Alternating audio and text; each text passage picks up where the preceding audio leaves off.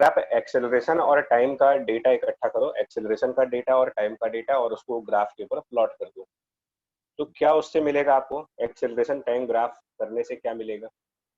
देखो, तो इस तरफ टाइम और इस तरफ एक्सेलरेशन हमने लिया, और हमने कहा कि इनके जो डेटा होगा, एक्सेलरेशन का जो डेटा है और टाइम का जो डेटा है, उन दोनों को मिला करके और एक ग्राफ बनाएंगे।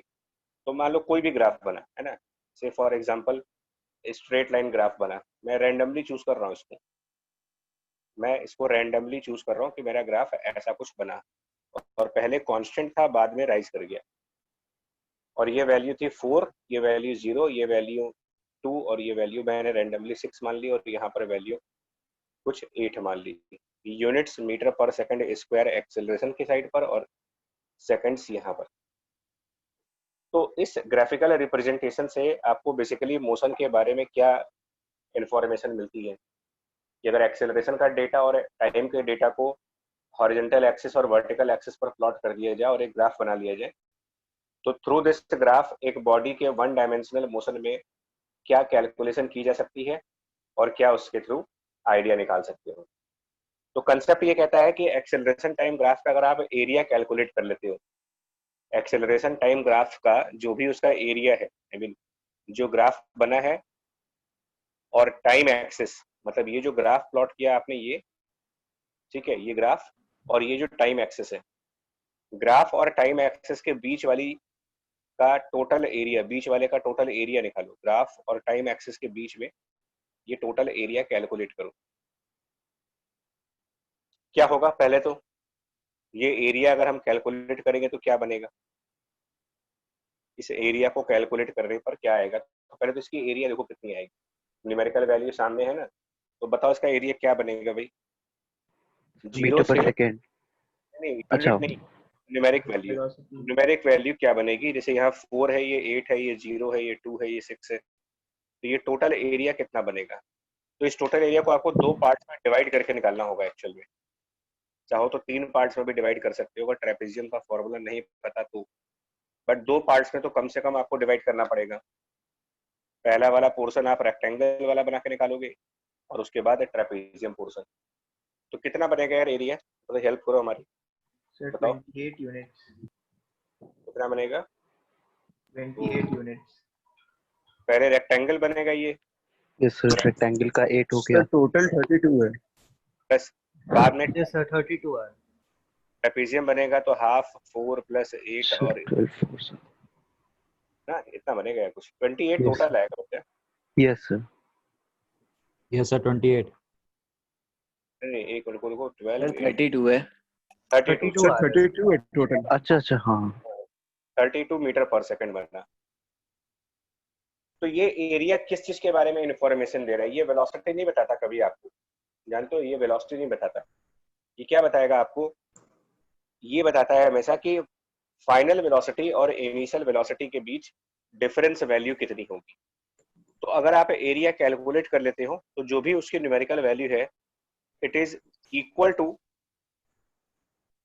The final velocity minus initial velocity, v minus u के इक्वल।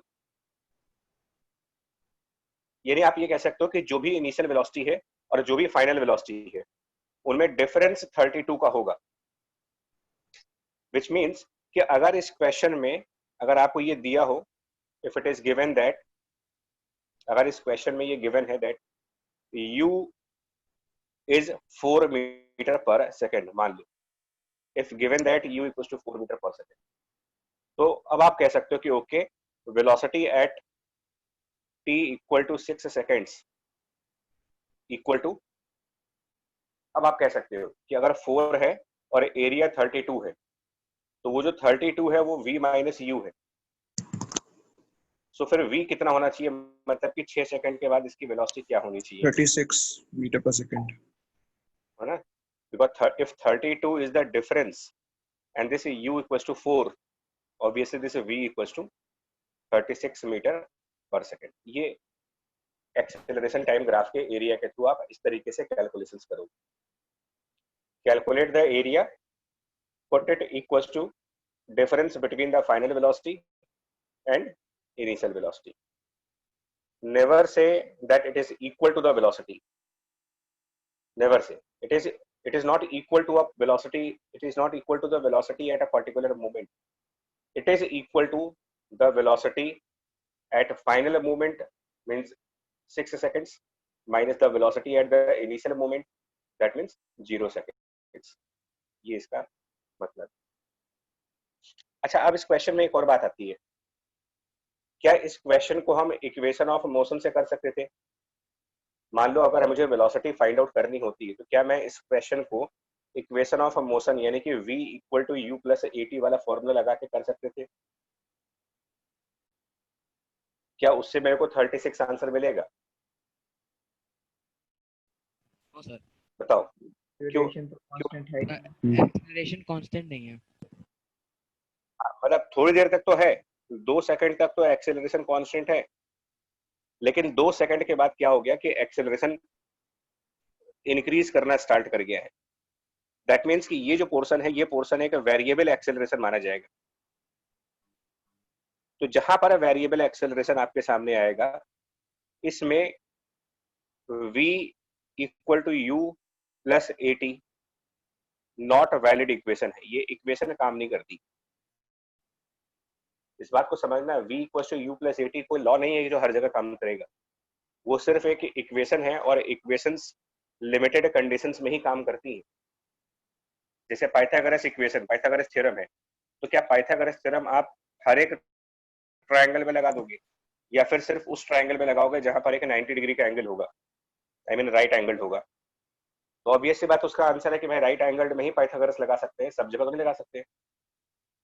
ऐसे ही हमारी ये इक्वेशन सब जगह नहीं लगती है।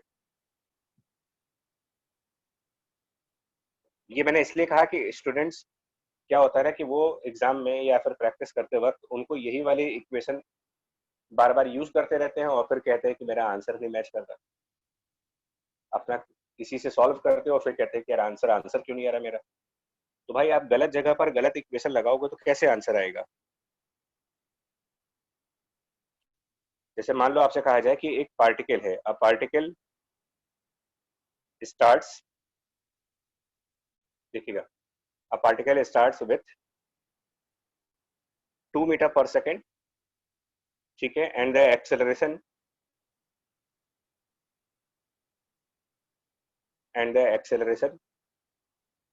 इज प्लॉटेड एज, एक्सेलरेशन को प्लॉट किया है, मतलब ग्राफ दिया है।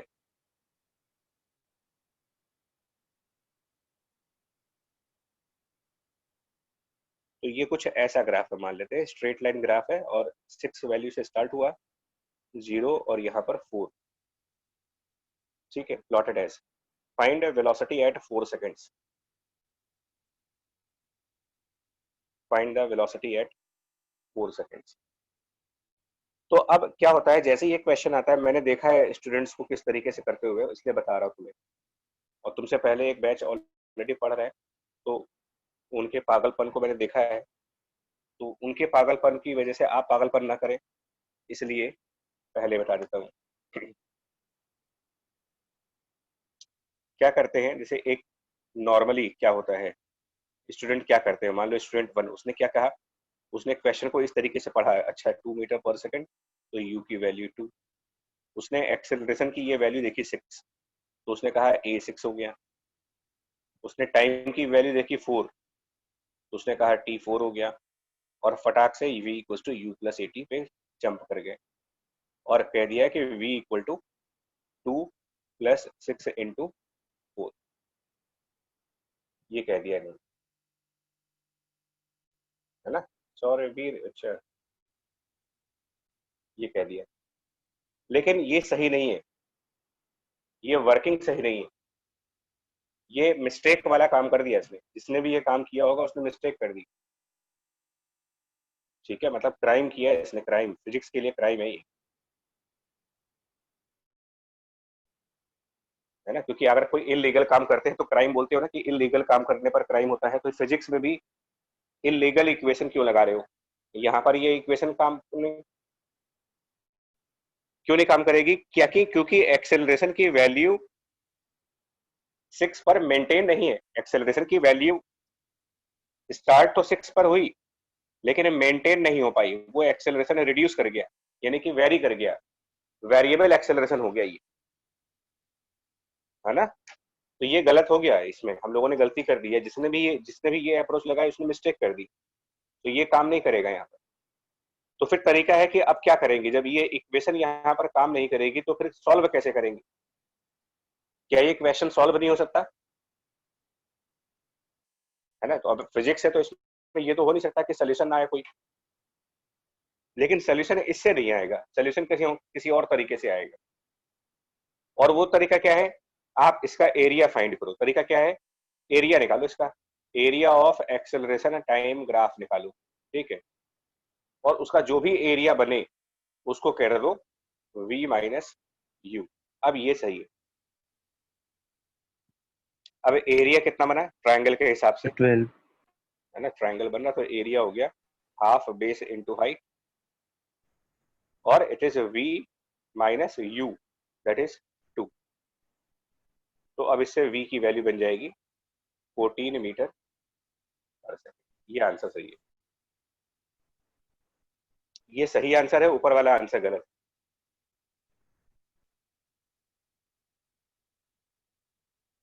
ठीक है जी, ये आंसर सही है, 14 metre per second is the right answer, and the above method is method followed by the student one is incorrect, and the reason behind that is why this method is completely incorrect method. The reason is, in this particular example, the acceleration with which the particle started the journey is 6 meter per second square, but as the time increases the acceleration reduces. So therefore it is a variable acceleration problem, and for that reason any solution, any answer obtained by v equals to u plus at will be incorrect answer. Reason, this is the equation for acceleration, this is the equation for constant acceleration, not for the variable acceleration. So for the variable accelerations we have another approach. For the variable accelerations we have different approach to solve the question, and that different approach is called as area approach, graphical approach. And one more approach is there which is called calculus approach, calculus differentiation and integration approach, but वो अभी discuss नहीं कर पाओगे। Again मैं wait कर रहा हूँ कि आपका मैथ में थोड़ा सा कंप्लीट हो तो उसको हम लोग डिस्कस करेंगे। बट ये मोस्ट इंपॉर्टेंट पार्ट है कि when ever acceleration varies it changes with time, never follow the equations v equal to u plus at, never follow the equation s equals to ut plus half at square, and never follow third equation which is v square equals to u square plus 2 times as. Incorrect answer आएगा हमेशा आपका।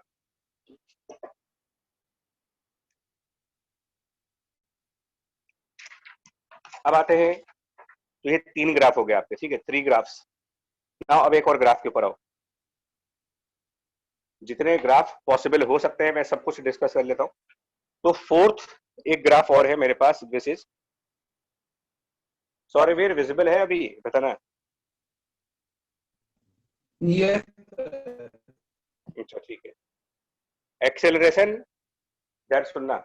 Now we have acceleration and position graph, acceleration position graph, ठीक है। अब इसमें क्या होगा यार, एक्सेलरेशन पोजीशन ग्राफ, ठीक है। तो ये अब आपके लिए नया ग्राफ है ना, नया ग्राफ है। पोजीशन मतलब लोकेशन हो गया, तो अलग अलग लोकेशंस पर अलग अलग एक्सेलरेशंस होती हैं, और प्रैक्टिकल भी है ना। अगर हम लोग जर्नी करते हैं कहीं पर, एक जगह से दूसरी जगह जाते हो आप, तो ऐसा तो है नहीं कि बाइक को हर समय एक्सेलरेट ही करते हो, बाइक को कभी ब्रेक भी लगाते हो, है ना। और लोकेशन वाइज होता है, वो लोकेशन वाइज होता है। किसी चौराहे पर आपने गाड़ी को ब्रेक लगाई, किसी चौराहे पर गाड़ी एक्सेलरेट कर दी, किसी चौराहे पर आपने कांस्टेंट वेलोसिटी मेंटेन कर दी। तो डिफरेंट लोकेशंस पर डिफरेंट एक्सेलरेशंस हमको मिलती है प्रैक्टिकली।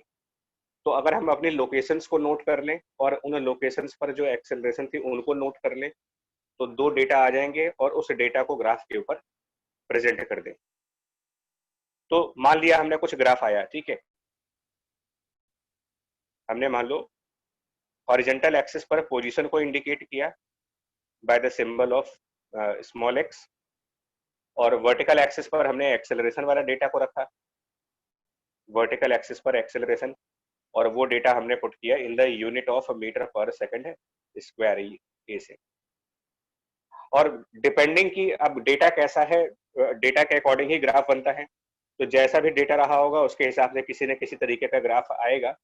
तो as a sample problem, as example, है ना, स्टार्ट करने के लिए, जस्ट फॉर स्टार्टिंग पार्ट, मैं एक ग्राफ लेता हूं जो कुछ ऐसा गया, मैंने रैंडमली चूज किया है, ये एग्जांपल के फॉर्म में है।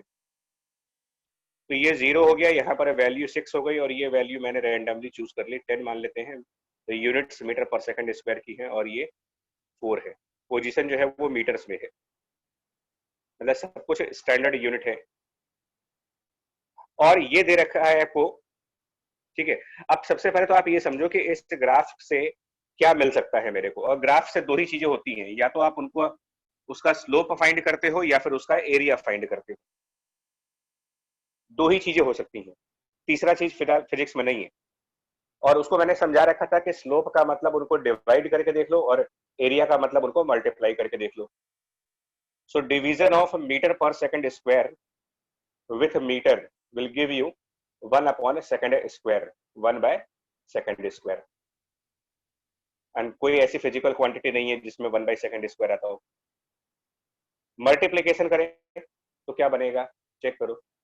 मल्टीप्लीकेशन करने से क्या बनेगा, if you multiply metre per second square, metre upon second square with metre, क्या बनेगा, यहाँ पर क्या यूनिट बन जाएगी? नहीं, ध्यान से देखो, मीटर पर सेकंड स्क्वायर में मल्टीप्लाई करो मीटर को, क्या बन जाएगा? Metre per second whole square ना, मीटर स्क्वायर भी होगा और सेकंड स्क्वायर भी होगा, यानी कुछ वेलोसिटी का स्क्वायर जैसा बनेगा। ये मैं तुमको बता रहा हूँ कि अपने कंसेप्ट कैसे चेक करने जाइए। मान लो कभी भूल जाओ ना अगर, तो मैं तुमको तरीके बता रहा हूँ कि अपना कंसेप्ट रिकॉल कैसे करते, अपनी मेमोरी को कैसे आप और अच्छा कर सकते हो, और कंसेप्ट को जल्दी याद कैसे कर सकते हो। कि इसका मतलब यहाँ पर मल्टीप्लाई करने से वेलोसिटी का स्क्वायर बन रहा है, लेकिन डिवाइड करने से तो कुछ भी नहीं बन रहा था। यानी कि स्लोप की तरफ नहीं देखना मुझे, स्लोप से तो कुछ नहीं आने वाला। हाँ, मल्टीप्लाई करके फिर भी कुछ दिखता है मेरे को, तो हमने क्या किया, इसका एरिया फाइंड किया। हम लोग क्या करेंगे, इसका एरिया निकालेंगे, ठीक है। तो क्या बनेगा भाई, देखो जरा, एरिया ऑफ, है ना, acceleration and position graph with position axis, position को जहां पर प्लॉट किया जाएगा विथ पोजीशन एक्सेस। तो ये एरिया हम कैलकुलेट करेंगे, कितना होगा, अब आप बताओ, ये एरिया कैलकुलेट करें कितना होगा, जो डेटा सामने है उसके हिसाब से कितना होगा। 0, 4, 6 और 10, कितना एरिया है ये, बोलो। 32. ये भी 32 आ रहा है? Yes, sir. 32. Yes sir, 30. चलो ठीक है जी, 32, और यूनिट इसकी बनेगी मीटर पर सेकंड स्क्वायर की।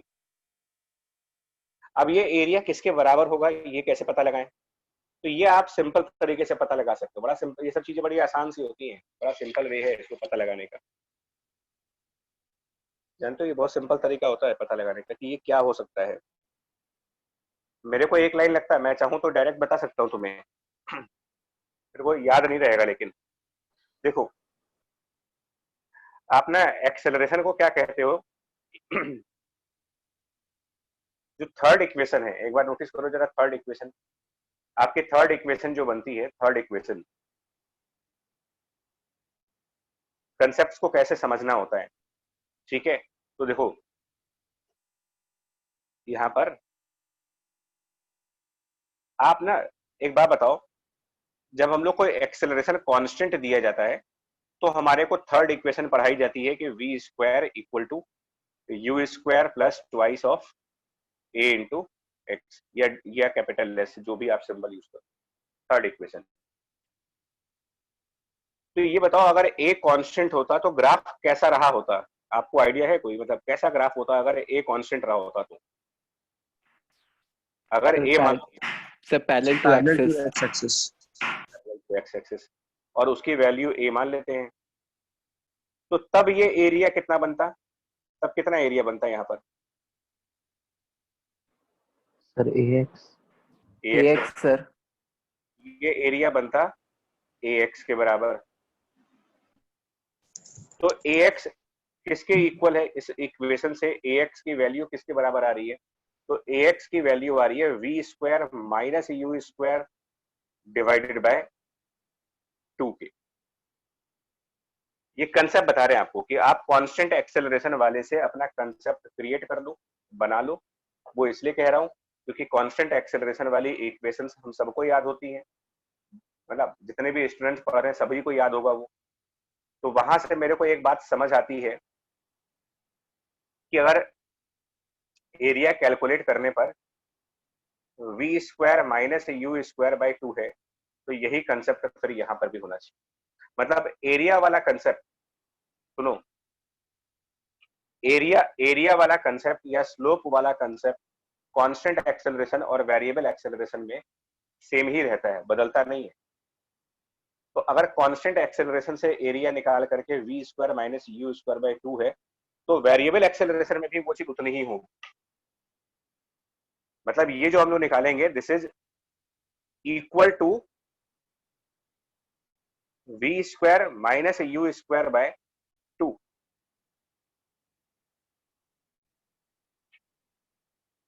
तो कभी अगर आपको कंसेप्ट मिस कर जाओ ना, कंसेप्ट याद ना आ रहा हो, ठीक है, तो आप क्या करो, कांस्टेंट एक्सेलरेशन वाले ग्राफ बना लो, और कांस्टेंट एक्सेलरेशन वाले ग्राफ बना करके चेक कर लो कि एरिया या फिर स्लोप निकालने पर क्या आ रहा है आंसर। वही चीज वेरिएबल में भी आएगी। तो अगर कोई इस क्वेश्चन में ये कहे, इस क्वेश्चन में इस डेटा के साथ एक और इंफॉर्मेशन ऐड कर दो कि u की वैल्यू 4 मीटर पर सेकंड है, मान लेते हैं ऐसे ही randomly u equals to 4 metre per second, तो फिर फाइनल वेलोसिटी क्या होगी? सुन लो ध्यान से, सुनिएगा। मेरे को एक बात समझनी होती है क्वेश्चंस करते समय, मतलब देखो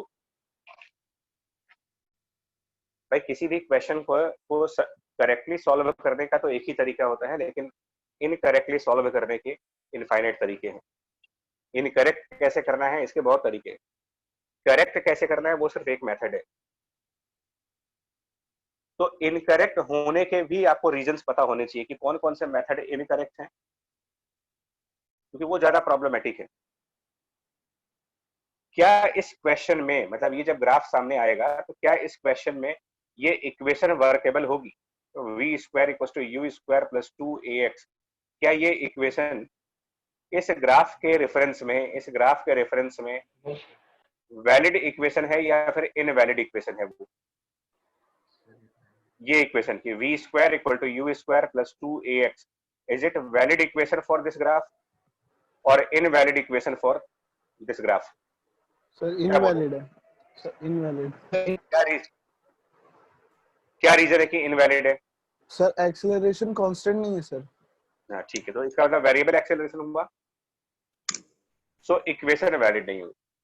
जब इक्वेशन वैलिड नहीं होती है तो आपको तब आपको ना एरिया और स्लोप की तरफ देखना पड़ता है, क्योंकि अब क्वेश्चन इक्वेशन से सॉल्व तो होगा नहीं। अब मेरा क्वेश्चन इक्वेशन से सॉल्व नहीं हो रहा, तो फिर ग्राफ से सॉल्व होगा। जो ग्राफ से नहीं सॉल्व होगा वो फिर कैलकुलस से सॉल्व होगा।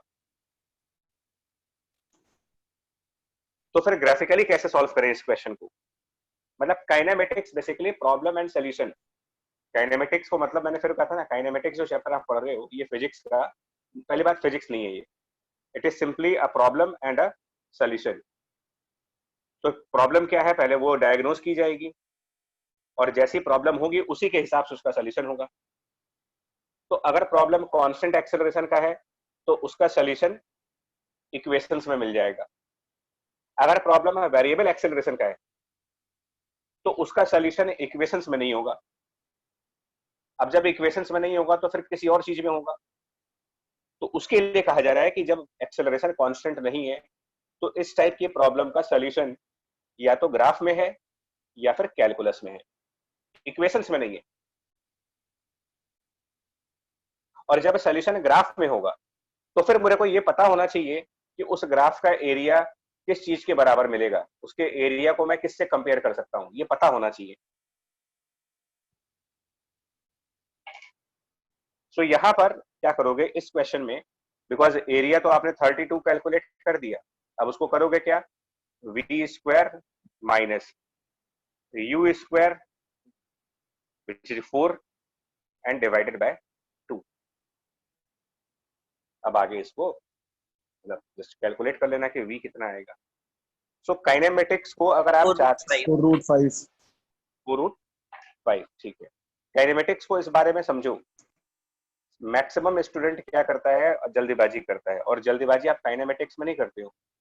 और स्टूडेंट को तो छोड़ दो, आप नॉर्मल हर इंसान की बात करें जनरल लाइफ में भी, तो किसी के सामने कोई प्रॉब्लम आ जाती है तो कुछ लोग उसका सोल्यूशन बड़ी आसानी से निकाल लेते हैं, और कुछ लोग एक प्रॉब्लम आने के बाद पता चला सरेंडर करेंगे, सुसाइड करेंगे, क्योंकि उनको उस प्रॉब्लम का सोल्यूशन नहीं पता था, उस प्रॉब्लम को वो एक गलत तरीके से सॉल्व करना चाह रहे थे। ऐसे ही काइनेमेटिक्स है। काइनेमेटिक्स को मैं फिर बोल रहा हूं, टाइप ऑफ प्रॉब्लम और उसका सोल्यूशन क्या है, मतलब उसकी दवाई क्या है। बीमारी के हिसाब से दवाई दोगे ना यार, कि एक ही दवा हर बीमारी में दे दोगे। तो अगर बीमारी कांस्टेंट एक्सेलरेशन की है तो उसकी दवाई इक्वेशंस है।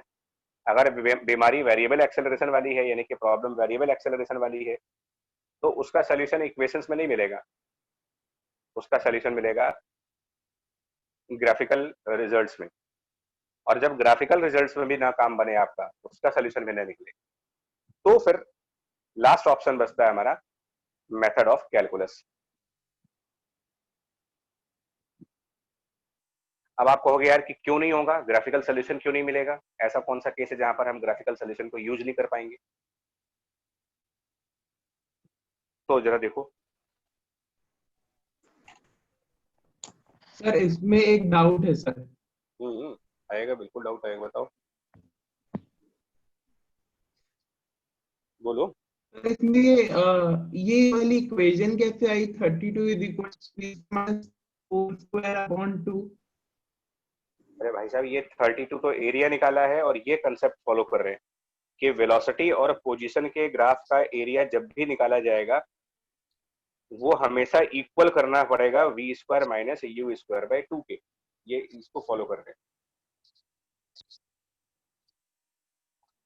मतलब ये रूल तरीके से। एक्सेलरेशन कांस्टेंट नहीं तब भी इक्वल माना। यही तो मैंने भी स्टेटमेंट दिया था यार, कि देखिए एक ग्राफ का एरिया, सुनो, ग्राफ के मेथड में एक ग्राफिकल मेथड में एक एडवांटेज है। जानते हो क्यों ग्राफ को ज्यादा एक्यूरेट माना गया है, ग्राफिकल मेथड क्यों सही माने जाते हैं? क्योंकि ग्राफिकल मेथड में कांस्टेंट एक्सेलरेशन और वेरिएबल एक्सेलरेशन के रिजल्ट सेम हैं। मैंने यही चीज बोली थी अभी, ग्राफिकल मेथड में कांस्टेंट एक्सेलरेशन हो चाहे वेरिएबल एक्सेलरेशन हो, सेम रिजल्ट्स हैं। वेरिएबल एक्सेलरेशन में देखो, ये जो तीन इक्वेशंस होती हैं, v equal to you plus A T, S equal to U T plus half A T square, और v square equal to you square plus 2 a s, ये तीन इक्वेशंस हैं as a solution to a problem where acceleration is constant. अब क्या हुआ, physicist लोगों ने क्या देखा कि यार कई बार तो एक्सेलरेशन कांस्टेंट रहता ही नहीं है, तो ऐसी इक्वेशन बनाने का क्या फायदा जो हर जगह यूज ना हो पाए। तो उन्होंने कहा कि एक काम करते हैं, कोई और मेथड ढूंढते हैं जो कांस्टेंट एक्सेलरेशन में भी वर्क करे और वेरिएबल में भी वर्क करे। तब उन्होंने क्या कहा कि ग्राफिकल अप्रोच पे चलते हैं। यही स्टेटमेंट मैं दे रहा हूं कि ग्राफिकल अप्रोच में रिजल्ट्स कांस्टेंट एक्सेलरेशन के और रिजल्ट्स वेरिएबल एक्सेलरेशन के सेम बनते हैं। तो तभी मैंने कांस्टेंट एक्सेलरेशन से ये चेक किया, मैंने कांस्टेंट एक्सेलरेशन से ये कंफर्म किया कि एरिया किसके बराबर बन रहा है। तो ये एक रिजल्ट हो गया कि एरिया बराबर v square minus you square by 2। अब आपको ये लग रहा है कि यार ये रिजल्ट तो कांस्टेंट एक्सेलरेशन से निकल रहा है, लेकिन मेरी स्टेटमेंट तो सुनो आप। ग्राफिकल रिजल्ट्स कांस्टेंट और वेरिएबल एक्सेलरेशन में सेम ही रिजल्ट देते हैं आपको, अलग अलग रिजल्ट्स नहीं देते। ये ऐसा नहीं हो सकता कि वेरिएबल एक्सेलरेशन की ग्राफ का एरिया निकालेंगे तो कुछ और आएगा और कांस्टेंट एक्सेलरेशन की ग्राफ का एरिया निकालेंगे तो कुछ और आ जाएगा। ऐसा नहीं होता। क्लियर हुआ कि अभी भी डाउट है इसमें? Yes, sir. क्लियर है सर। अब बात समझ रहे हो क्या हो रहा है कि हम लोग यूनिफाइड सोल्यूशन की तरफ भाग रहे हैं कि क्यों ना ऐसा सोल्यूशन देखा जाए जो सब जगह काम करे। इससे क्या होगा, हमारा बर्डन कम नहीं हो जाएगा। अगर मेरे को कांस्टेंट एक्सेलरेशन के लिए अलग इक्वेशन पढ़नी पड़ रही है, वेरिएबल के लिए अलग पढ़ना पड़ रहा है, 5-5 चीजों के लिए 5-5 इक्वेशंस और 5-5 मेथड पढ़ने पड़ रहे हैं, क्यों करेंगे भाई हम ये सब काम?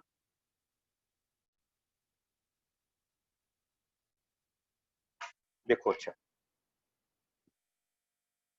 मान लो कोई कहे कि एक पार्टिकल स्टार्ट विथ, है ना, कुछ वेलोसिटी है उसकी, और let's say start with 0 metre पर सेकेंड, कोई वेलोसिटी नहीं, मतलब रेस्ट से 0 मीटर मतलब rest, and acceleration is given bye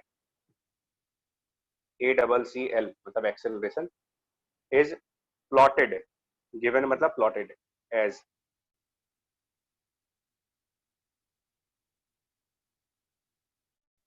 तो मान लो इसने एक्सेलरेशन को प्लॉट किया, लेकिन हॉरिजॉन्टल एक्सिस पर उन्होंने डिस्प्लेसमेंट यूज कर रही है, टाइम नहीं यूज किया है, डिस्प्लेसमेंट। ठीक है, और उनका ग्राफ ऐसे आया, शुरू में कांस्टेंट रहा, बाद में डिक्रीज हो गया, कांस्टेंट था फिर कम हो गया, 10 थी ये वैल्यू, 0 हुई, ये वैल्यू 4 हुई, और यहाँ पर वैल्यू 6 हो गई। स्टैंडर्ड यूनिट्स हैं यहाँ पर मीटर में और यहाँ पर मीटर पर सेकंड स्क्वायर में। और फिर पूछते हैं कि बताइए बाद में क्या वेलोसिटी होगी, find the velocity at s equal to 6 metre, क्या आंसर हो? तो 10. आप समझ गए कैसे करना है इसको? आप सिर्फ इसको ना प्रॉब्लम सॉल्यूशन मानिए, फिर बोलो आप कुछ मत करो, ये करो प्रॉब्लम है सॉल्यूशन है। क्या है प्रॉब्लम? क्या है मतलब प्रॉब्लम मतलब क्या निकालना है मेरे को? वेलोसिटी निकालनी है, ठीक है। कंडीशंस क्या है? कंडीशंस ये है कि एक्सेलरेशन कुछ पॉइंट्स पर तो कांस्टेंट था बट आगे चेंज हो गया, तो कुल मिलाकर के ये वेरिएबल एक्सेलरेशन हो गया। तो इसका मतलब इस प्रॉब्लम का सॉल्यूशन इक्वेशन से नहीं आएगा, इस प्रॉब्लम को आप इक्वेशन से सॉल्व नहीं कर सकते हो, वो इसका सॉल्यूशन नहीं है। तो ठीक है, बात समझ में आई? तो अब अगर इसका सॉल्यूशन इक्वेशंस नहीं है तो फिर इसका सॉल्यूशन क्या है? तो उसके लिए हमने कहा कि ग्राफिकल रिजल्ट्स जो हैं वो यहीं पर काम आते हैं कि जिस प्रॉब्लम का सॉल्यूशन इक्वेशन में नहीं है उस प्रॉब्लम का सॉल्यूशन ग्राफ में है। तो ग्राफ में ये पूरा एरिया निकाला मैंने, तो पहले रेक्टेंगल बन रहा है 10 × 4 40, फिर ट्रायंगल बन रहा है, वो हो गया हाफ, 10 × 2 टोटल एरिया हो गया, और डायरेक्टली भी निकाल सकते थे ट्रेपेजियम से। एंड इस टोटल एरिया को मैंने कहा कि यार ग्राफ के अंदर मुझे को याद आ रहा है कि एक्सेलरेशन और डिस्प्लेसमेंट के बीच में जब ग्राफ बनता है तो हम उसके एरिया को हमेशा कंपेयर करते हैं v² - u² से। तो मैंने कहा ये v² - u² डिवाइडेड बाय 2। अब हमने फिर क्वेश्चन को रीड किया कि u कितना है, क्वेश्चन को रीड करना पड़ेगा, तो उन्होंने कहा u 0 है। ठीक है, तो 0 मीटर पर सेकंड आप u² की जगह लेके आओ और अब देख लो कितना आंसर आ जाएगा। कितना बताया था? 10। Yes, sir. 10 Yes, sir. Yes, sir. 50 into हाँ, it implies v is 10 metre per second. इस प्रॉब्लम को इक्वेशन से सॉल्व नहीं कर सकते हो, मैं फिर बता रहा हूँ। देखिए मैं क्या कर रहा हूँ, फिजिक्स में या फिर साइंस के किसी भी सब्जेक्ट में, फिजिक्स में तो छोड़ दिए, केमिस्ट्री मैथ में की बात कर रहा हूँ। लोग क्या होता है ना, वो मतलब लोग कहते हैं कि हमको फिजिक्स आती है या मैथ आती है, और आने का मतलब क्या होता है उनके लिए कि उनको पता है, इक्वेशंस पता है, आपने इक्वेशन पढ़ ली, याद कर ली, और फिर आपने कहा कि यार मेरे को फिजिक्स तो आ गई, केमिस्ट्री भी आ गई, समझ क्या कहते हो आप? हमेशा एक स्टेटमेंट क्या आता है, सर समझ में सब कुछ आता है, प्रॉब्लम फिर भी नहीं होती। तो एक्चुअल में आपने समझा ही नहीं है, आपने समझा थोड़ी है, आपने वहां पर रीडिंग कर दी, रीडिंग हमारी है भाई। ये किसी ने याद कर लिया कि वेलोसिटी टाइम ग्राफ का एरिया निकालने पर डिस्प्लेसमेंट आता है, तो ये आपकी नॉलेज हुई। ये नॉलेज वैसी ही है जैसे कि आप जीके की कोई किताब पढ़ लो और जीके की किताब से कुछ चीजें याद कर लो, वो हो गया, काम खत्म हो गया। मैं कह रहा हूँ एक्सेलरेशन डिस्प्लेसमेंट ग्राफ का area v square minus you square by 2 है, ये आपने पढ़ लिया, लेकिन आपको यही नहीं पता है कि इससे करेंगे क्या, ये क्यों पढ़ाया जा रहा है, आपको क्यों बताया जा रहा है इसका। कोई भी चीज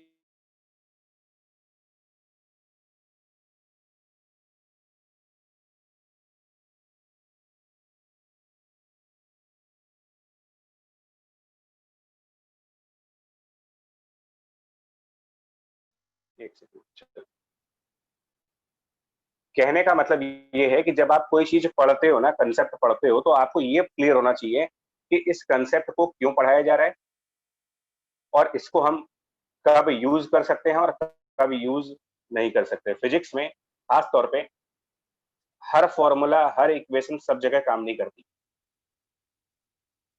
तो पहले हम लोगों ने इक्वेशंस पढ़ी, फिर ग्राफ पढ़ने की जरूरत क्या है मेरे को, ऐसी कौन सी जरूरत पड़ गई जिसमें आपको इक्वेशंस के बाद ग्राफ पढ़ाया जा रहा है? क्या क्या नीड आ गई इसकी कि मुझे ग्राफ पढ़ना पड़ रहा है? तो वो नीड ये है, नीड क्या है कि हर प्रॉब्लम को हम इक्वेशन से सॉल्व नहीं कर सकते, लेकिन हर प्रॉब्लम ग्राफ से सॉल्व हो सकती है।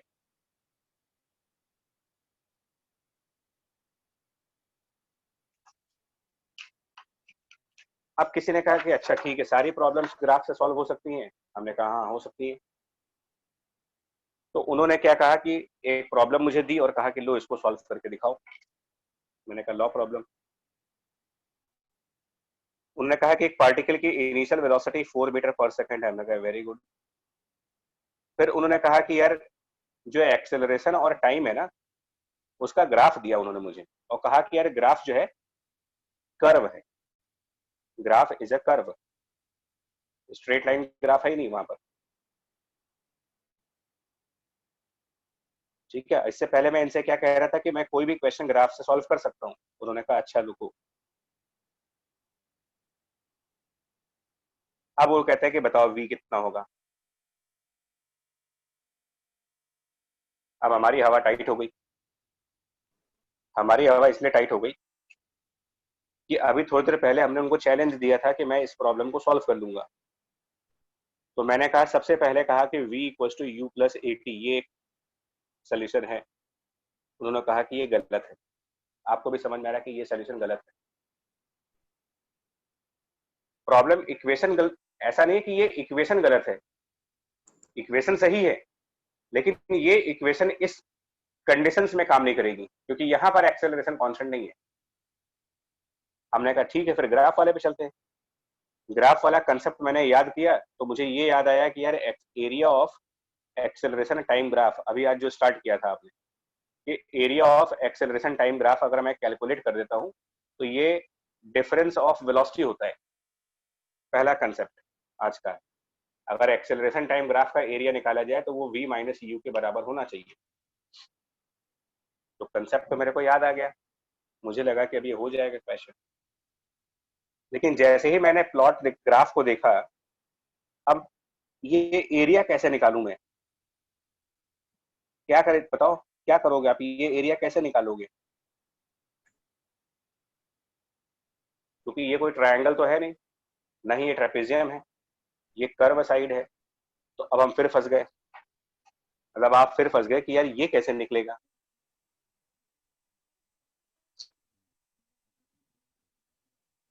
समझ गए प्रॉब्लम, समझ रहे हो कि अगर यहाँ स्ट्रेट लाइन बनता ना, अगर ये स्ट्रेट लाइन बनता तब तो मैं एरिया निकाल लेता, ट्रेपेजियम ट्रेपेजियम से, रेक्टेंगल से, ट्रायंगल से, क्योंकि हम लोगों ने क्लास 10th तक उतना ही पढ़ा हुआ है। क्लास 10th में किसी ने ये तो बताया ही नहीं कि यार एरिया कैसे निकालेंगे। कर्व, अगर किसी एक साइड पर कर्व है तो उसका एरिया निकलेगा कैसे? समझ रहे हो प्रॉब्लम? कि हम सॉल्यूशन ढूंढते जा रहे हैं और उस सॉल्यूशन में फिर एक नई प्रॉब्लम आ गई कि अब एरिया कैसे निकालोगे। तो लोगों ने कहा कि रुको, किसी ने कहा बाय कैलकुलस, किसी ने कहा कि बाय कैलकुलस निकालेंगे। तो ये तीसरी सिचुएशन आई जहां पर आपको अब न्यूमेरिकल को कैलकुलस से ही सॉल्व करना पड़ेगा, क्योंकि और कोई रास्ता बचा नहीं हमारे पास।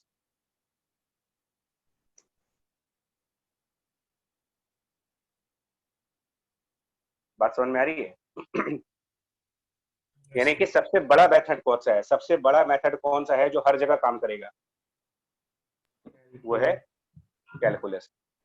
Calculus is the superset method. Superset method है, किसी भी तरीके के एक्सेलरेशन में इसको काम यूज कर सकते हो। उसका सबसेट है ग्राफ मेथड, और उसका भी सबसेट है इक्वेशन मेथड, क्योंकि इक्वेशन मेथड सिर्फ कांस्टेंट एक्सेलरेशन में लगता है, ग्राफ मेथड कांस्टेंट एक्सेलरेशन और वेरिएबल एक्सेलरेशन दोनों में लगता है, और कैलकुलस मेथड हर जगह लगता है। लेकिन अब कैलकुलस क्या होती है ये भी तो पता होना चाहिए ना यार। तो ठीक है, कैलकुलस मेथड तो समझ में आ रहा है, लेकिन अब कैलकुलस क्या होती है? तो ये अब हम लोग को यहाँ पर ब्रेक लेना पड़ेगा। ब्रेक इसलिए लेना पड़ता है कि भाई अभी हमने कैलकुलस पढ़ा नहीं है, हमें नहीं पता कैलकुलस क्या है, तो हम लोग तो नहीं सॉल्व कर सकते, लेकिन जिनको कैलकुलस पता है वो इस क्वेश्चन को सॉल्व कर सकते हैं। हम लोग फिलहाल नहीं कर सकते, हम भी कर लेंगे, अभी नहीं कर पाएंगे, 6 महीने बाद, 4 नेक्स्ट ईयर कर लेंगे, बट अभी नहीं कर पाएंगे क्योंकि अभी हमने कैलकुलस में कुछ भी लर्न नहीं किया ना। अभी तो आप ट्रिग्नोमेट्री वगैरह पढ़ रहे हो, मेरे ख्याल से लॉग पढ़ रहे हो, ट्रिग्नोमेट्री पढ़ोगे, कैलकुलस पढ़ी नहीं अभी। और तुम में से किसी ने अपने आप सेल्फ इंटरेस्ट की वजह से पढ़ रखा हो इंटीग्रेशन या डिफरेंशिएशन, तो मुझे बताओ। अगर किसी ने सेल्फ इंटरेस्ट से पढ़ रखा हो, मतलब जैसे कुछ स्टूडेंट्स होते हैं कि 10th का एग्जाम खत्म हुआ और उसके बाद वो अपने मन से अपने इंटरेस्ट से कैलकुलस लगा लेते हैं। तो तुम्हारे में से भी कोई ऐसा है पढ़ाकू, बिल्कुल स्टूडियस टाइप का बच्चा है? बोलो। नहीं है? सर मैंने अन अकेडमी से पढ़ा था थोड़ा सा। सर मैंने डिफरेंशिएशन पढ़ा, इंटीग्रेशन अभी नहीं पढ़ा। अच्छा, अभी डिफरेंशिएशन, लेकिन इंटीग्रेशन नहीं पढ़ा, और अन अकेडमी से पढ़े हो आप? तो मैंने फिजिक्स वाला से पढ़ा था। तो मैंने भी फिजिक्स वाले से पढ़ा था। अब वो उतना एक्यूरेट नहीं है। देखो फिजिक्स वाला तो फिर भी ठीक है, लेकिन अन अकेडमी वाले प्रोफेसर जो है वो ऐसे ही है। ऐसे 10th के पेपर तो ही नहीं, फ्री बैठे थे तो पढ़ लिया। ठीक है, ठीक है, सर मुझे बढ़िया। भी मालूम नहीं था कब को कहाँ ज्वाइन करना है, तो मैंने सोचा मैं थोड़ा आगे से करके चलता हूँ। नहीं, वो सही किया आपने, बट देखो वो होता है क्या है कि अब हमको यहाँ पर ब्रेक मिल गया ना, हम नहीं सॉल्व कर पा रहे। मुझे पता है कि कैसे होगा, लेकिन मुझे कैलकुलस नहीं आती, अब क्या करूँ मैं? तो हमने फर्स्ट बैच में भी यहाँ पर प्रॉब्लम्स छोड़ दी हैं, मतलब नहीं करवाई हैं। अब आपके बैच में भी मुझे छोड़ना पड़ेगा, जब तक कि हम अभी मैथ वाले सर करा देंगे आपको। तो जब वो इंटीग्रेशन वाला पोर्शन हमारा हो जाएगा तो हम इस क्वेश्चन को कर ले जाएंगे सॉल्व। सर लेकिन सर वहाँ पे भी जो मैंने पढ़ा था उसके हिसाब से भी मतलब अगर ये इसकी कर्व की इक्वेशन दी हो तो हो जाएगा सर, लेकिन ऐसे तो मतलब उन्होंने भी इसको करने का कोई तरीका नहीं बताया था। हाँ सर। नहीं, तो वो मैं कह रहा हूँ ना कि कर्व की बिल्कुल सही पॉइंट है, कर्व की इक्वेशन चाहिए होगी मेरे को। ये जो कर्व है ना, इसकी इक्वेशन चाहिए होगी आपको, तो वो भी एक मैथ का टॉपिक है। कर्व देख करके इक्वेशन भी बताई जाती है। मतलब कुल मिलाकर के अब यहाँ पर एक अच्छी खासी मैथमेटिक्स चाहिए होगी, तब जाकर के ये क्वेश्चन सॉल्व होगा। अभी आपके लेवल पर देखो, आपके लेवल पर 2 बातें मैं बता दूं। जो मैंने ग्राफ के कंसेप्ट बताए हैं वो कंसेप्ट ध्यान रखो। मतलब अभी आपके लेवल पर इस चैप्टर को समराइज करना है मेरे को, समझे? मतलब चैप्टर को समराइज करना है, तो चैप्टर की समरी कैसे बनेगी वो बताता हूँ। कुल मिलाकर के 3 इक्वेशंस हैं और ग्राफिकल रिजल्ट्स हैं, ये आपको याद रखना है बस। जितना कुछ अभी तक पढ़ा है ना तुमने, उसमें याद क्या रखना है? समझना तो सब कुछ है, लेकिन आपका जो रिवीजन नोट्स बनेगा उसमें 3 इक्वेशंस उन प्रॉब्लम्स के लिए जहां पर कांस्टेंट एक्सेलरेशन है, और ग्राफ के रिजल्ट्स। ग्राफ के रिजल्ट्स कौन से हैं एक बार रिकॉल कर लेते हैं, प्रीवियस क्लास और आज की क्लास मिला करके। तो सबसे पहले हम लोगों ने प्रीवियस क्लास में पोजीशन और टाइम के बीच में ग्राफ जब प्लॉट किया था तो उसका स्लोप वेलोसिटी कहा गया। वेलोसिटी टाइम ग्राफ का स्लोप जब हमने प्लॉट किया, वेलोसिटी और टाइम का ग्राफ जब प्लॉट किया, तो ये कहा कि उसका स्लोप एक्सेलरेशन होता है और उसका एरिया जो है वो डिस्प्लेसमेंट होता है। इनफैक्ट डिस्टेंस भी निकाल सकते हैं। फिर आज क्या पढ़ा आपने कि एक्सेलरेशन टाइम ग्राफ है तो उसका एरिया कैलकुलेट कर लो, वो v माइनस यू के बराबर है। और फिर आज ही क्या पढ़ा कि अगर एक्सेलरेशन और डिस्प्लेसमेंट वाला ग्राफ है तो उसका एरिया निकालने के बाद v square minus you square divided by 2 है।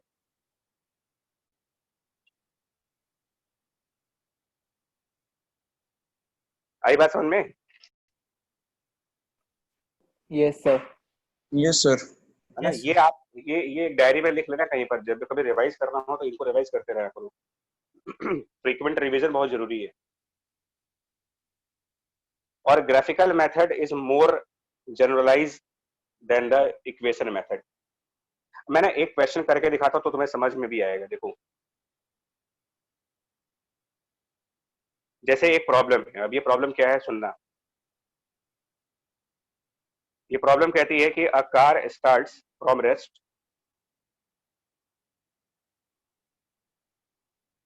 ऑब्वियसली उसमें बताने वाली कोई सी बात भी नहीं है। कार हमेशा रेस्ट से ही स्टार्ट होती है ना। पार्किंग में खड़ी होती है तो पहले जाओगे चाबी लगाओगे तभी स्टार्ट होती है। तो कार, ट्रेन, लिफ्ट, ये सब की इनिशियल वेलोसिटी क्या होती है मुझे बताओ आप। कार, ट्रेन, लिफ्ट, इन सब की इनिशियल वेलोसिटी बताओ। Sir zero. है ना? देखो, फिजिक्स को ना अपने आसपास देखना स्टार्ट कर दो तो समझ में आता है कि आप जब लिफ्ट में एंटर करते हो तो क्या वो लिफ्ट चल रही होती है क्या? मतलब आप सुपरमैन हो क्या कि एक लिफ्ट चल रही है और अचानक से कूद गए उसके अंदर जाकर के? बोलो। हमारे हिसाब से हम में तो ऐसा कोई सुपरमैन तो है नहीं कि चलती हुई लिफ्ट बटन दबाया कूद गए अंदर। समझ गए ना? चलते हुए ट्रेन में चढ़ जाते हो। सोच के देखो ना कितना आसान है। मतलब आप अगर इस तरीके से आसपास की चीजों को देखना स्टार्ट कर दोगे तो फिजिक्स धीरे धीरे समझ में आने लगती है। आप जो पढ़ते हो उसको कनेक्ट कर सकते हो, जो चीज पढ़ रहे हो उसको कनेक्ट कर सकते हो। अदरवाइज क्या होगा ना बच्चा, अदरवाइज किताब के अंदर पढ़ते रहो और फिजिक्स को किताब के अंदर देखते रहो, बस खत्म हो जाएगा, फिर कोई फायदा भी नहीं हो। चलिए, तो a car starts from rest and accelerates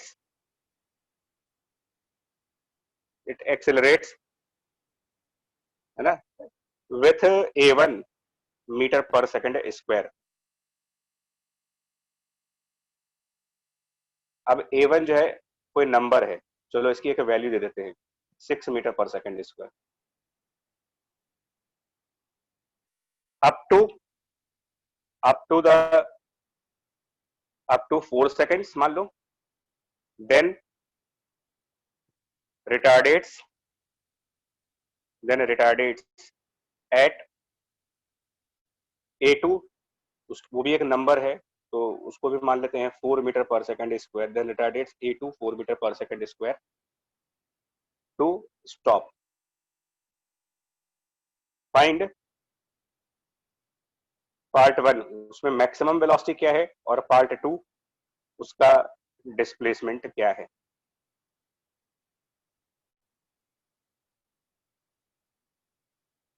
तो इस प्रॉब्लम को ध्यान से देखना है। इस टाइप के प्रॉब्लम का मतलब है ट्रेन, कार, लिफ्ट, ये तीन ऐसे हमारे कॉमन लाइफ के ऑब्जेक्ट्स हैं डे टू डे लाइफ में। अब train day to day life में तो नहीं है, बट महीने 2 महीने में एक आध जर्नी हो ही जाती है कि इनमें हमेशा रेस्ट पे आप चलते हो और रेस्ट पे ही उतरते भी हो, स्टॉप भी होते हो। तो इस क्वेश्चन को कैसे किया जाए, है ना, इसका सोल्यूशन कैसे लाएं? तो क्या यहाँ पर इक्वेशन यूज करें कि यहाँ पर ग्राफ यूज करें? ये सब डाउट मन में आते हैं स्टूडेंट के पॉइंट ऑफ व्यू से कि कौन सा मेथड यूज करें यार, ग्राफ लगाएं की इक्वेशन लगाएं। तो मेरा ये कहना है कि ग्राफिकल मेथड तो सुपर सेट है। अगर आपका कोई प्रॉब्लम इक्वेशन से सॉल्व हो रहा है तो वो ग्राफ से भी सॉल्व होगा, लेकिन वाइस वर्सा ट्रू नहीं है। देखिए, अगर आप किसी क्वेश्चन को ग्राफ से सॉल्व कर सकते, इक्वेशन से सॉल्व कर सकते हो, तो ये मान लीजिए उसका सॉल्यूशन ग्राफ से भी आ जाएगा। तो जो जेई के सीरियस स्टूडेंट हैं वो क्या करते हैं, वो हमेशा उन मेथड्स को फॉलो करते हैं जो यूनिवर्सल एप्लीकेबल है। जी उन्नत। तो अब इसमें इन्होंने क्या किया, कहा कि एक काम करते हैं यार, ग्राफ इसको मैं ग्राफिकली करूंगा। कुछ लोग इक्वेशन से कर सकते हैं, हो सकता है आप इक्वेशन से करो, मुझे ग्राफ ज्यादा बेटर मेथड लगता है सॉल्व करने के लिए। तो कैसे करेंगे, स्टार्ट फ्रॉम रेस्ट, यानी कि जीरो वेलोसिटी से चलेंगे। तो पहले एक्सेलरेट करेंगे तो पहले वेलोसिटी बढ़ेगी, उसके बाद रिटार्डेट करेंगे तो वेलोसिटी वापस कम हो जाएगी। तो ऐसा ग्राफ आएगा, वेलोसिटी बढ़ेगी फिर वेलोसिटी कम हो जाएगी। ठीक है, कितनी वेलोसिटी आएगी, यहाँ तक ये क्वेश्चन उठा कि यार वेलोसिटी कितनी आएगी। तो देखिए, ये जीरो से स्टार्ट किया, वी वेलोसिटी तक गए और वी से वापस हम लोग जीरो पे आ गए। क्वेश्चन को पढ़ते रहना। 4 सेकंड तक एक्सेलरेट हुआ है, 4 सेकंड तक, यानी ये टाइम 4 सेकंड से।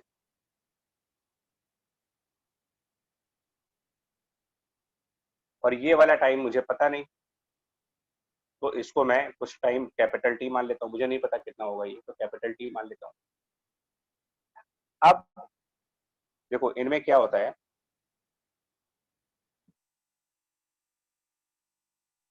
अविरल पिछले का आंसर नहीं आ पाएगा। अब तुम लोग ये गलतियां करते हो, करंट वाले क्वेश्चन को छोड़ करके पीछे वाले पे भाग रहे हो। अब इसमें क्या करोगे ना, इसमें दोनों का कॉम्बिनेशन लगाएंगे। इस क्वेश्चन में ग्राफ भी करेंगे और इक्वेशंस भी यूज कर रहे हैं। इक्वेशन क्यों यूज कर सकता हूं मैं, क्योंकि acceleration 6 metre per second square है, तो वो तो कांस्टेंट हुआ। इसमें वेरी क्या करेगा, 6 में वेरी तो कुछ कर नहीं रहा है, एक नंबर है। तो जब एक्सेलरेशन सिर्फ एक नंबर है तो इसका मतलब ये कांस्टेंट एक्सेलरेशन है, यानी इस पोर्शन में इक्वेशन भी यूज हो जाएगी। आप मेरी बात समझो, मैं यही समझा रहा हूं कि इक्वेशन से सॉल्व करना और ग्राफ से सॉल्व करना ये सेम प्रॉब्लम के दो तरीके हैं। तो आपने ग्राफ बना लिया, अब इस पोर्शन में, ये जो पोर्शन है यहां पर हम इक्वेशन भी यूज करेंगे। और इक्वेशन कैसे यूज करेंगे, देखो, final velocity v equal to the initial velocity 0 plus acceleration 6 और टाइम 4। हालांकि ये सब मेंटल कैलकुलेशन है, प्रैक्टिस करने के बाद ये सब मेंटल कैलकुलेशन हो जाएगी। 24 यानी यहाँ पर 24 वैल्यू आएगी। और हम यहाँ पर भी इक्वेशन यूज करेंगे। कैसे, फाइनल वेलोसिटी हो गई 0, इनिशियल वेलोसिटी यहाँ पर 24 को लेना पड़ेगा क्योंकि यहां से स्टार्ट हुए हम। तो now initial is 24 minus retardation, retardation की वैल्यू है 4 और टाइम, तो टाइम आप 4 से t तक का लोगे, पूरा नहीं लोगे क्योंकि यहां से यहां तक का पोर्शन देखा जा रहा है। तो time will be after 4 seconds, यानी कि ये t-4 रखना होगा टाइम की जगह पर। 4 सेकंड कम करने पड़ेंगे आपको। तो इससे ये टोटल टाइम कितना आएगा, टोटल टाइम जब इससे कैलकुलेट करेंगे ना 10 आ जाएगा मेरे ख्याल से, टोटल टाइम 10 सेकेंड्स। अब आपको लग रहा होगा ये मेंटल कैलकुलेशंस हैं, ये सब मेंटल कैलकुलेशन अगर नहीं कर पा रहे हो इसका मतलब प्रॉब्लम आ रही है। अब क्या करेंगे, खत्म हो गया क्वेश्चन, एक पार्ट तो आ गया, मैक्सिमम वेलोसिटी। डिस्प्लेसमेंट, तो मैंने याद किया कि अच्छा डिस्प्लेसमेंट, तो तुरंत याद आया आपको कि वेलोसिटी टाइम ग्राफ का एरिया होता है ये सब अब याद होना चाहिए। इसी के लिए मैं वो रिवीजन नोट्स कह रहा हूँ। Area of VT graph, area of VT graph निकाल करके डिस्प्लेसमेंट आएगा। तो अब इसका एरिया कैलकुलेट किया जा सकता है क्योंकि आपको यहाँ पर वैल्यू पता है कि ये 24 है, यहाँ पर वैल्यू पता है 10, तो बेस पता है, हाइट पता है, एरिया देख लो कितना होगा, half. Now the base is 10 और हाइट मतलब v यानी 24, कुल मिला करके 120 मीटर, यानी कि इसका जो डिस्प्लेसमेंट है वो 120 मीटर का है। तो कभी कभी क्या होता है ना, हाइब्रिड सोल्यूशन, इसको बोलते हो हाइब्रिड सोल्यूशन। हाइब्रिड सोल्यूशन का मतलब ग्राफ का भी यूज करा गया, इक्वेशंस का भी यूज कर लिया, हाइब्रिड सोल्यूशंस भी आते हैं। तो हाइब्रिड सोल्यूशन किन टाइप की बॉडीज में ज्यादातर यूज करोगे आप? कार वाले केसेस में, ट्रेन वाले केसेस में। अब कार ट्रेन का मतलब किसी भी रोड रोड ट्रांसपोर्ट की जो व्हीकल्स हैं, जो रोड ट्रांसपोर्ट वाली व्हीकल्स हैं, पब्लिक ट्रांसपोर्ट की व्हीकल्स या प्राइवेट ट्रांसपोर्ट की, जिसमें आप रेस्ट में स्टार्ट होते हो और फिर बाद में स्टॉप भी करते हो। तो लिफ्ट भी इसी कैटेगरी में आती है, कार इस कैटेगरी में आती है, ट्रेन इस कैटेगरी में आती है। ठीक है जी, ये सब।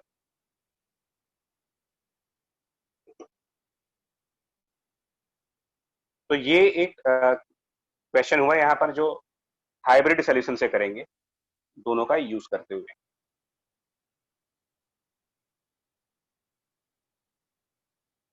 ऐसे और भी क्वेश्चंस होंगे, हाइब्रिड सोल्यूशन वाले क्वेश्चंस हमको और भी मिलेंगे।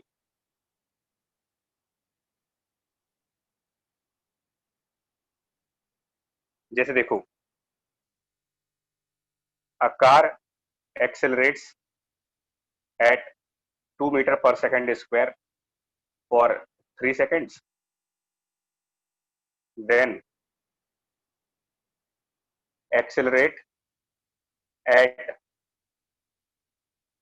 4 meter per second square for next 4 seconds, and then maintain the velocity, and then maintain velocity for next 6 seconds.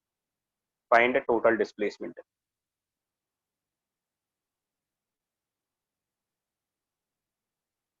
Solution क्या होगा? तो हाइब्रिड सॉल्यूशंस के लिए तैयार रहिएगा। हाइब्रिड सॉल्यूशंस के लिए क्या, आप इसमें वेलोसिटी और टाइम का ग्राफ प्लॉट करना चालू कर दो। कैसे प्लॉट होगा देखो। सबसे पहले वो एक्सेलरेट कर रहा है 2 मीटर पर सेकंड स्क्वायर से 3 सेकंड्स के लिए। तो हाइब्रिड सॉल्यूशन का मतलब आपके माइंड में इक्वेशन चल रही है और उस इक्वेशन से पता करो कि 3 सेकंड के बाद क्या वेलोसिटी आएगी। क्योंकि कार है तो इनिशियल वेलोसिटी 0 रखेंगे, इनिशियल वेलोसिटी 0, एक्सेलरेशन 2, टाइम 3। तो हमको ये मालूम चल गया कि ये पहले 6 मीटर पर सेकंड तक चला जाएगा, इसकी वेलोसिटी 6 हो जाएगी। उसके बाद 4 मीटर पर सेकंड स्क्वायर से अगले 4 सेकंड में। लेकिन इस 4 मीटर पर सेकंड स्क्वायर और अगले 4 सेकंड के लिए इनिशियल वेलोसिटी किसको मानेंगे? इस 4 मीटर पर सेकंड स्क्वायर और नेक्स्ट 4 सेकंड का जो टाइम है, तो इसके लिए आप इनिशियल वेलोसिटी u की वैल्यू को क्या रखोगे यहाँ पर? तो उसका आंसर होगा x रखेंगे। तो लगाओ क्या आएगा, u प्लस 80 करके कहाँ तक वेलोसिटी पहुंच जाएगी? अगले 4 सेकंड बाद वेलोसिटी कहाँ तक पहुंच जाएगी? इनिशियल वेलोसिटी 6 हो गई, एक्सेलरेशन 4 हो गया, 22। ओके, तो इसके बाद क्या हुआ कि जो वेलोसिटी हुई वो बढ़ करके 22 तक पहुंच गई। तो ये एक अलग लाइन होनी चाहिए, ये लाइन दूसरी होगी क्योंकि एक्सेलरेशन बदल चुका है, 22 तक आ गया। उसके बाद उस वेलोसिटी को हमने क्या किया, मेंटेन किया क्वेश्चन के हिसाब से। तो ये हाइब्रिड सॉल्यूशन है, इक्वेशन आपके माइंड में चल रही है, ग्राफ आप बनाते जा रहे हो और फिर आप इसको सॉल्व करो। तो पहला वाला टाइम जो है ना, पहला वाला टाइम 3 सेकंड्स का है, दूसरा वाला टाइम 4 सेकंड उसमें ऐड कर देंगे तो 7 हो जाएगा, और उसके बाद नेक्स्ट 6 सेकंड्स का मतलब हुआ टोटल 13। अब आप इसका एरिया निकाल लो, एरिया क्या होगा, क्योंकि जो भी इसका एरिया होगा वेलोसिटी टाइम ग्राफ का वो डिस्प्लेसमेंट के बराबर होगा। तो अब आपका टारगेट बचा इसका एरिया कैलकुलेट करना, ये टारगेट बचा। तो वो तो मैथ हो गई, एरिया निकालना। तो पहले इस ट्रायंगल का एरिया निकालेंगे, फिर इस ट्रेपेजियम का एरिया निकालेंगे और फिर इस रेक्टेंगल का एरिया निकालेंगे। तो टोटल 3 एरिया कैलकुलेट करने हैं, बता दो कितना आएगा। तो 149 आ रहा है। पहला वाला एरिया 9 आ रहा है, ट्राइंगल वाला, ठीक है, सही लिखा है मैंने, है ना। दूसरा वाला आई थिंक 56 हो रहा है, ट्रेपेजियम वाला पोर्शन, और तीसरा वाला 132। चेक कर लो यार। सर 197 आ रहा है। मतलब यही आएगा ना, 132 प्लस 56 प्लस 9, हाँ सर यही। 197। तो 197 मीटर का डिस्प्लेसमेंट हुआ। तो ये क्या हो रहा है, इसमें हम दोनों दोनों तरीके के सॉल्यूशंस को मिला करके चल रहे हैं, क्योंकि इससे क्वेश्चन जल्दी सॉल्व हो रहा है। पूरा क्वेश्चन इक्वेशन से सॉल्व करने में टाइम ज्यादा लग जाएगा, तो थोड़ा सा पार्ट इक्वेशन को यूज कर लिया और थोड़ा सा ग्राफ यूज कर लिया, दोनों को मिला करके क्वेश्चन जल्दी होगी। इस तरीके के भी सॉल्यूशंस हैं, हाइब्रिड सॉल्यूशन बोलते हैं इसको।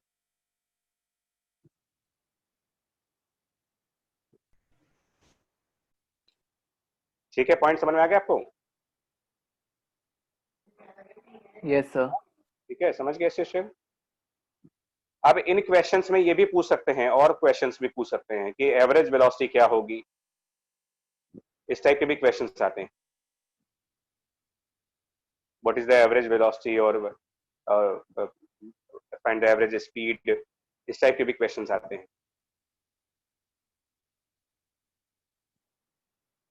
ठीक है, तो चलो जरा भाई 5-10 मिनट्स का ब्रेक ले ले, फिर उसको कराते हैं, मतलब 5:20 पर वापस आओ, 5:20 पर।